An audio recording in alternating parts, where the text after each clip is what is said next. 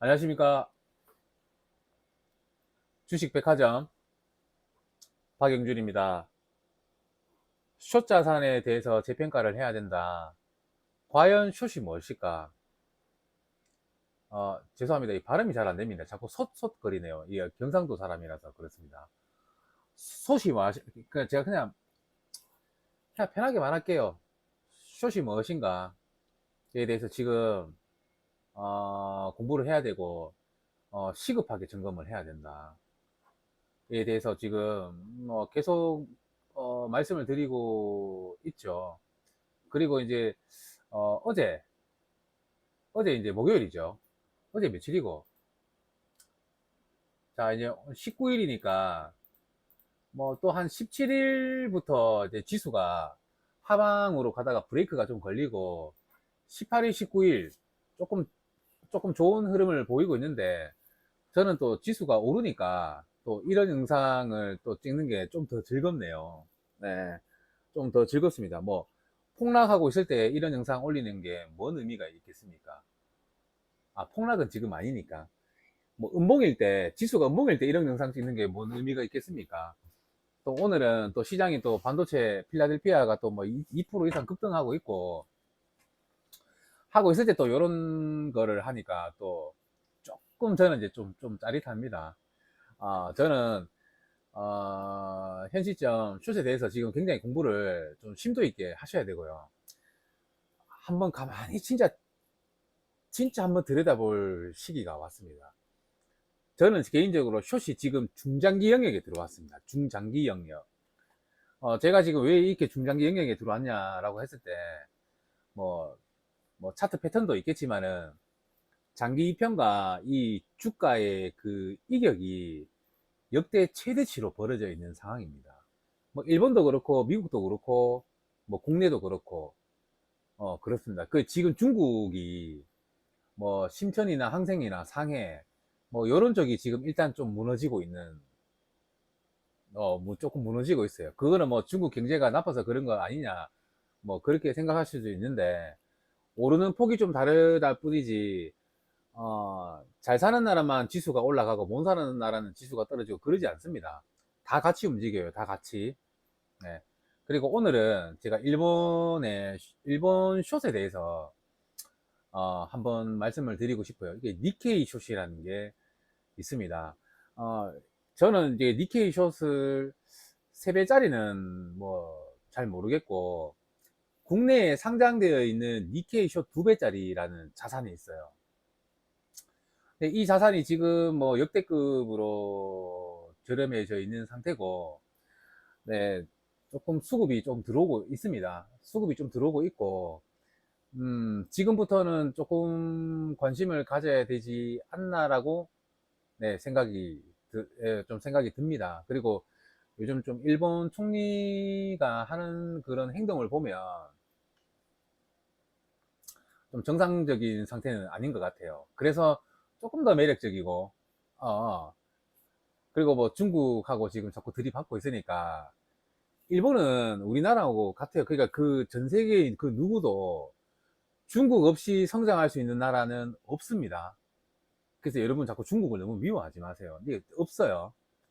그 중에서 지금 앞으로 우리가 4차 산업, 뭐 AI, 방산, 뭐, 뭐 에너지부터 해서 모든 것에 히토류가 다 들어가는데, 이 히토류가 없으면요, 그 국가는 앞으로 망합니다. 근데 일본이 지금 저렇게 하는 이유를 저 잘 모르겠어요. 어디서 히토류를 구할 수 있는지도 모르겠고요. 그 일본이 히토류 의존이, 중국 의존이 한 6에서 한 70%인데, 그 중에 어떤 물질이 있는데, 이거는 중국 의존도가 거의 100%짜리입니다. 하여튼 그게 뭔지는 모르겠어. 하여튼 그런 물질도 있어요. 여러분, 저는 유명한 사람, 똑똑한 사람도 아닙니다. 저는 개미입니다. 개미. 그래서 여러분과 예, 그 비슷한 수준이라고 보시면 됩니다. 대신에 이제 좀 차트 분석을 조금 조금 이래 좀 볼 줄 안다. 뭐 그 정도입니다. 그래서 뭐 지금 일본이 중국하고 하고 있는 행동도 그렇고, 일본 대만이 아무리 친해도요, 중국이 없잖아요. 둘 다 뒤집니다. 아, 이 히토리 없이는 아무것도 할 수가 없어요. 4차 산업의 필수적인 거를 이 중국의 히토리가 없이는 아무것도 못 하죠.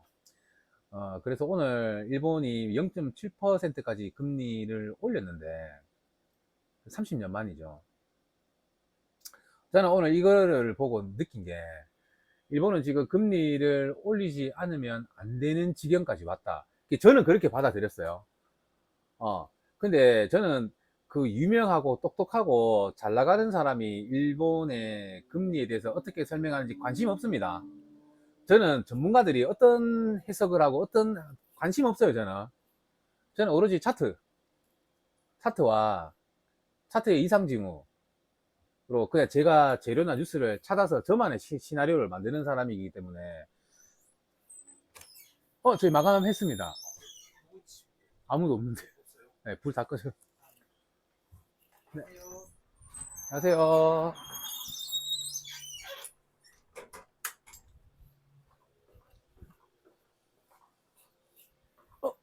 손님이 갑자기 와갖고 관심이 없어요. 뭐, 뭐 대학 교수가 나오든 뭐 방송인이 나오든 증권가에서 누가 나오든 저 그 사람들 말 별로 신뢰하지 않습니다. 저는 그냥 제가 시나리오 쓰고 제가 대응하는 타입이니까. 이 니케이 쇼츠에 대해서도 그냥 어떤 미친 머리에 든 것도 없는 놈이 떠든다 그렇게 생각하시면 좋을 것 같아요. 그래서 저는 일본의 이 금리 인상이 하면 인상을 할 수밖에 없는 지경에 그렇게 왔다 그렇게 저는 일단은 생각을 하고, 일본이 지금 굉장히 위험한 구간에 저는 접어들었다 이렇게 생각이 듭니다. 일본이 금리를 올리니까 우리 항상 나오는 말이 있죠. 엔캐리 말이 나왔잖아요. 엔캐리 청산이 한번 나왔었는데 그때 파동이 미국 지수가 한 20% 정도 흔들렸어요. 흔들렸단 말이죠. 근데 지금 오늘 금리 인상을 했는데 미국 지수가 안 흔들렸잖아요. 그래서 우리 개미들이 하는 말을 보니까 별거 아니라고 생각을 하시더라고요. 이거는 미리 과거에 한 차례 시장에 큰 충격이 왔기 때문에 이번에는 우리가 모든 이렇게 다 알고 있는 거는 악재가 아니다 뭐 이렇게 얘기하는데 저는 그 반대로 생각합니다. 반대로 차라리 오늘 좀 빠졌으면 어땠을까 이렇게 생각을 합니다. 엔캐리 정사는 이제부터 시작 들어갑니다. 그게 시장이 과도한 충격으로 그렇게 들어가진 않고요. 이제 서서히 이제 늪에 빠지는 것처럼 그렇게 들어갈 것 같아요. 그 누구도 눈치 못 채게. 지금 일단 단기로 봤을 때는 그렇게 해요. 훅 빠질 수도 있어요. 저는 NKD의 청사는 아직 시작도 안 했다고. 불났네. 시작도 안 했다. 이렇게 보는 입장입니다. 그게 제 생각이에요. 제 생각입니다. 그래서 여러분 한번 생각을 해보세요. 30년 동안 저금리를 하다가 지금 금리 30년 만에 이렇게 금리를 올렸어요. 여러분 잘 한번 생각을 해보세요. 30년 동안 제로 금리에 돈을 빌렸었어요. 기업, 민간, 개인들, 자동차 할부부터 해서 제로 금리로 이 나라가 운영이 되다가 갑자기 금리를 0.7% 1%까지 올린단 말이죠. 그러면 부담이 안 되겠습니까? 제로 금리에 살던 사람들이 이제 이자를 내야 된대요. 부담이 되죠. 그런 적이 없었기 때문에 이제부터 이제 부담이 된단 말이에요. 부담이 됩니다. 저 역시도 저도 옛날에 사업체를 한 4개 정도 갖고 있었을 때 이자 1%만 올라도요 엄청나게 부담이 된단 말이에요. 근데 저금리 시대에 살았던 사람들이 갑자기 이자를 내야 되면은 상당히 이 내수에 저는 타격이 굉장히 올 거라고 봅니다. 굉장히 올 것 같아요. 내수 시장이 내년부터 엄청난 타격이 일본에 저는 올 거라고 지금 일단은 생각이 들어요. 우리가 그 일본 경제 봤을 때 여러분 잘 한번 생각해 보십시오. 미국에 아니면 지금 현재 왕성하게 활동하고 있는 일본 기업 하나 말씀해 보라면 떠오르는 게 있어요. 기껏해야 토요타죠. 그 토요타가 언제적 토요타입니까? 저는 생각나는 게 없습니다. 저는 토요타도 지금 제 기억에는 없어요. 없단 말이죠. 네, 그래서 우리가 이 일본에 대해서 항상 분석을 할 때 일본에도 우리나라처럼 이제 고령화가 굉장히 고착화되어 있는 상태고, 이 이자, 연금은 그대로인데, 이자 비용이 올라가는 순간, 저는 이 노인 소비가 급격하게 저는 타격이 좀 있을 거다. 그래서 노인연금 소비가 이제 생존 모드에 조금 들어갈 것 같아요. 어, 그래서 아무리 일본이 임금 인상을 하고 이렇게 하지만은 내수에 타격이 받고 금리가 올라 버리면 월급이 올라봐야 그 효과는 진짜 마이너스가 될 것 같습니다. 네. 그리고 지금 일본 엔화가 저는 굉장히 좀 일본의 그 엔화 위상이 계속 저평가가 되는 것 같아요. 아, 저평가는 아니지. 계속 이렇게 내려가는 것 같아. 그냥 일본은 돈을 싸게 빌려서 그냥 투자한다. 그래서 그런 이미지로 자꾸 이미지가 자꾸 추락하는 것 같아. 신뢰가 굉장히 좀, 저는 좀 무너졌다. 좀, 이렇게 좀 보이는 거죠. 그리고 우리 일본의 좀비 기업들, 한 해, 두 해 얘기 아니잖아요. 이 얘기는 엄청나게 많이 나오잖아요. 제조업이, 일본 제조업 지수가 지금 그렇게 좋은 상태가 아닙니다. 예. 그, 제조업 PMI 지수가 그 50을 보는데 50 밑에 있어요. 50 위면은 활발, 50 밑이면 뭐, 뭐 침체라고 보는데 뭐 그게 뭐 의미가 있나 뭐 하여튼 그렇답니다. 뭐 그렇다라는 걸 듣기만 들었지 제가 뭐그 현실에 대해서는 잘 모르니까요.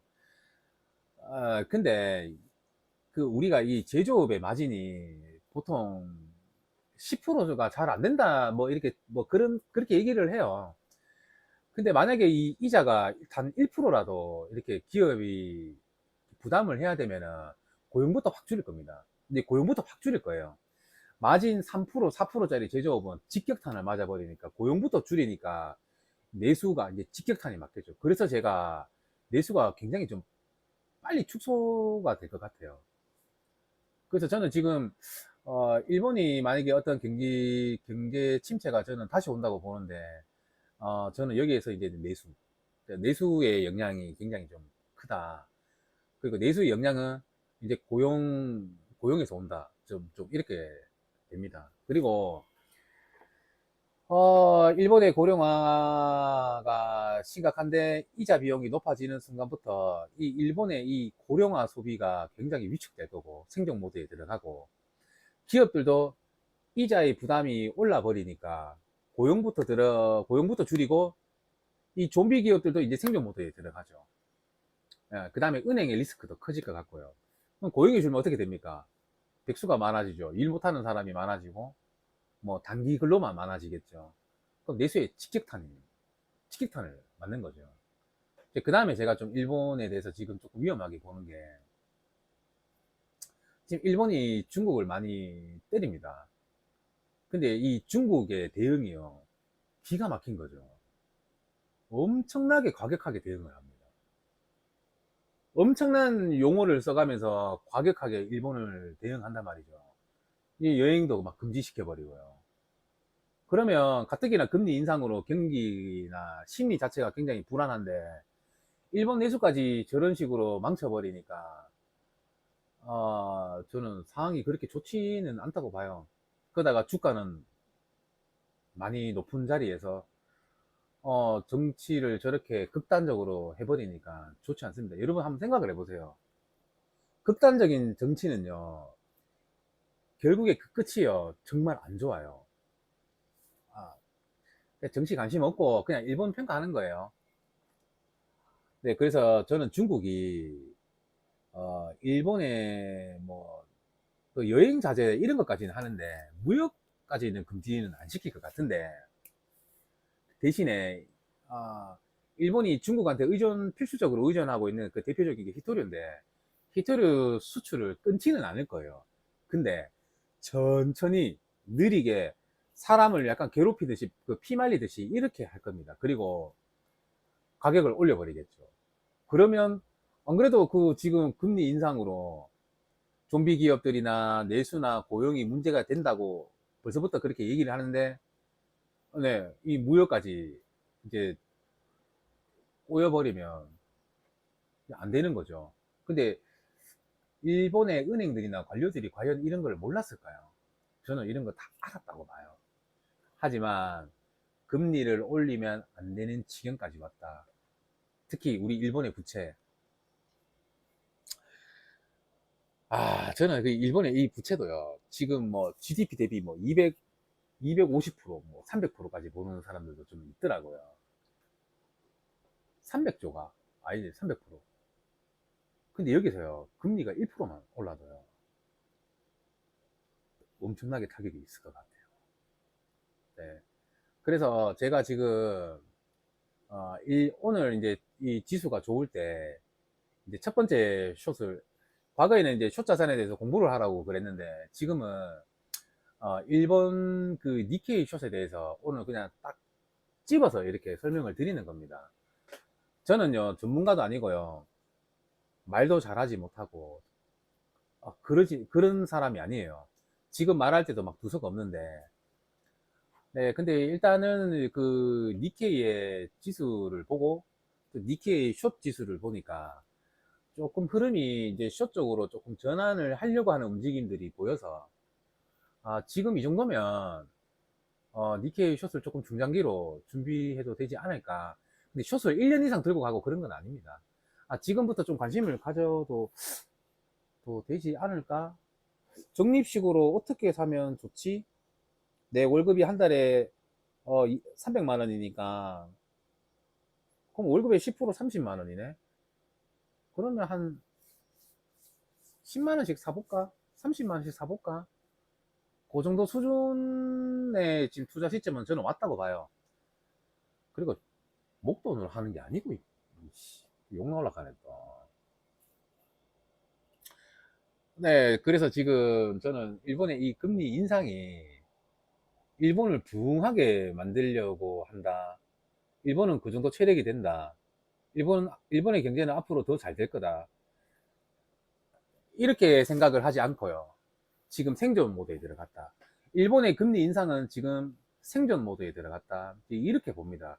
국민들이 힘들어하고, 기업이 힘들어하고, 그 다음에 내수가 붕괴가 되고, 이렇게 하면서도, 이런 거를 알면서도 할 수밖에 없는 어떤 위험이 왔다. 뭐, 저는 일단 그렇게 생각을 합니다. 그리고 그 일본의 총리가 하는 행동이 전혀 자국의 이익을 생각하지 않고 그냥 막 들이받는 것 같아요. 막 들이받는단 말이에요. 극적으로 간단 말이에요. 정말 자국민의 그 경제나 안전이나 이익을 생각을 하면요. 타국의 나라를 저런 식으로 공격을 하면 안 되는 거예요. 그래서 뭐 이제 마무리 하겠습니다. 일본의 금리 인상은 생존 모드고 주가의 위치는 일본의 지금 주가의 위치는 사상 최대치다. 그리고 장기 평균 가격, 그러니까 1년 평균 가격보다 주가의 위치가 이격이 역대 최대치로 벌어져 있다. 네, 그래서 조심해야 된다.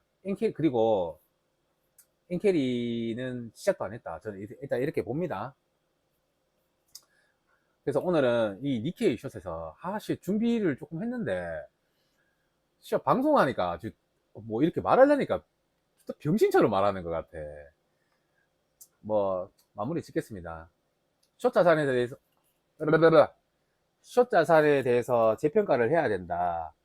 과연 숏은 악마일까? 숏은 시장의 균형이다. 숏 자산에 대해서 점검을 해야 되고 냉정해져야 된다. 지수가 또 오를 때 냉정해져야 된다. 그리고 지금 반등할 때 리스크 관리를 조금 하는 게 아니고요. 지금 앞으로 단기 반등을 할 건지 장기 반등을 할 건지 몰라요.